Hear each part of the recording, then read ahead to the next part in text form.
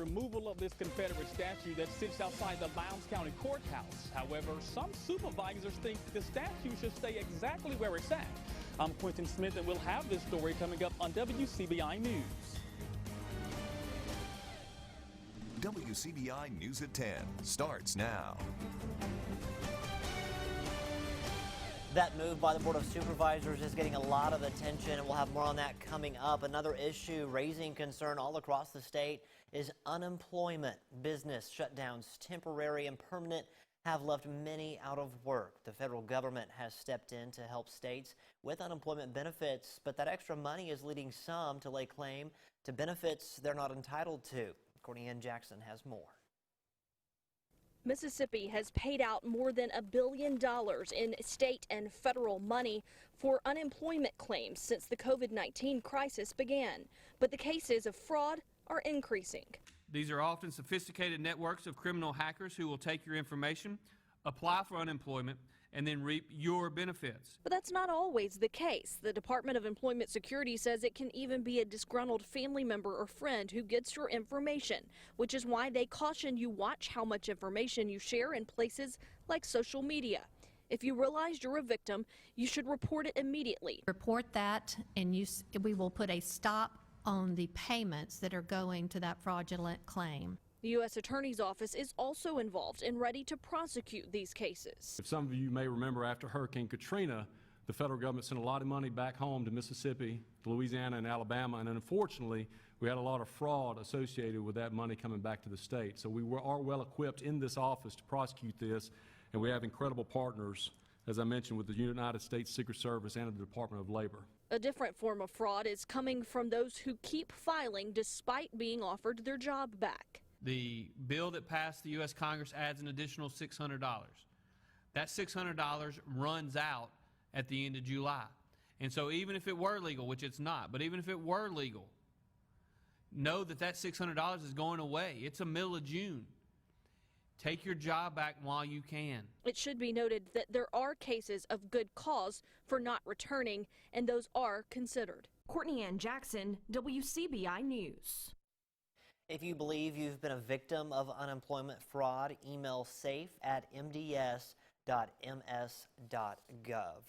Just last week, we reported that Mississippi's community colleges plan to resume classes in the fall. Our Bobby Martinez talks with a couple of administrators, and as he found out, the goal is on campus, in person, and safe. We're putting many precautions in place as recommended by the CDC and the Mississippi Department of Health. East Mississippi Community College President Dr. Scott Alsabrook says a lot of planning has gone into the decision to reopen the school. And it's been an extensive process, and we've listened to Dr. Dobbs with the Mississippi Department of Health, and we've heeded the governor's recommendations, and we've used all that information and data that we've been able to get to make decisions to try to have school as safely as possible. Also, Brooks knows there will be some challenges coming back. A lot of things that we do at the community college level are known. The vocational education, career and technical education, workforce education tend to be hands-on, application-based. So those areas are going to be a challenge because there's just some things we really need to get students in a laboratory and really get them to learn by doing. Itawamba Community College President Dr. Jay Allen says students expect several changes in the classroom. We'll be highly encouraging face masks to be worn.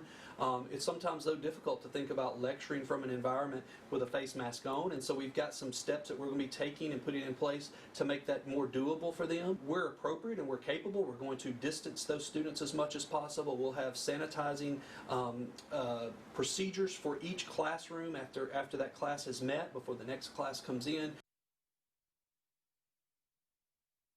The schools will be posting their reopening plans and latest information on their websites. I hope you took advantage of the great weather we had out there this evening. Our time lapse from downtown Columbus. Some of those cirrus clouds going away. We had a few isolated showers and thunder showers in the region earlier today as well. Those too went by the wayside. So great weather and very comfortable conditions right now. Let's check out our Off Insurance Camera Network across the region, down to 69 in Tupelo, 70 Vernon, Louisville still 75, Columbus down to 72, so it's very nice. Oxford, look at that, 64 degrees. That cooler air is coming on down. Quite refreshing tonight. Many spots probably dipping into the upper 50s. The wind will relax a little bit more. Tomorrow, a mix of sun and clouds, mid-80s, a little bit cooler than average, but still a pretty nice day for us with some relatively dry air for you and Eupora and the rest of Webster County. Things looking pretty good as well. I'm back with your 7-day forecast in just a few minutes. Emotions were running high during today's Lowndes County Board of Supervisors meeting. The topic, the Confederate Monument outside the courthouse. District 5 Supervisor Leroy Brooks made a motion to have the monument removed within 90 days. That motion failed, but the issue is far from decided. Our Quentin Smith has more on what is shaping up to be a fight over the history and the future of Lowndes County.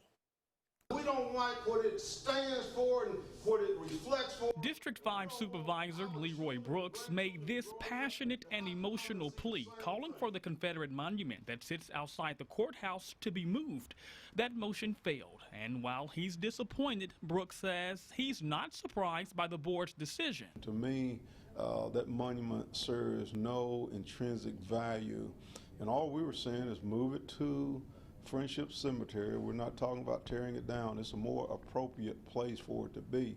So here we are delaying the inevitable. First off, I don't think the statue needs to be removed. Board President Harry Sanders was one of the 3 supervisors that voted against the motion. Sanders says the Confederate monument should stay because of its historic value. I don't think that anything needs to be forgotten about how slavery was not right